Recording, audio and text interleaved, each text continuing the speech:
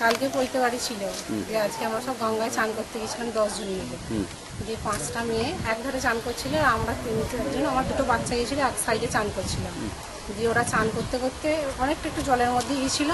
দিয়ে খেলা করতে করতে জলে একটি স্রোত আসে, স্রোতের মধ্যে ওদিকে টেনে নিয়ে চলে যায়। 4টে মেয়ে এক ধার দিয়ে হয়ে যায়, আর এই বাচ্চা 16 বছর অনুষ্কা চক্রবর্তী হচ্ছে এক ধার দিয়ে অনুষ্কা গাঙ্গুলি এক সাইড দিয়ে হয়ে যাবে। 4টে মেয়েকে লাঠি দিয়ে তোলে, আর একে পাওয়া যায় না। হচ্ছে 16 বছরের মাধ্যমিক দিয়েছে।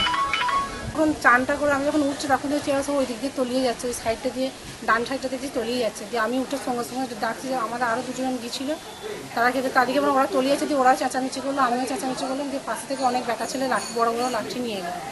লাঠি নিয়ে এসে ওই 4টে মেয়েকে লাঠি দিয়ে তুললো, আর ওই অনুষ্কা গাঙ্গুলিকে পাওয়া গেল।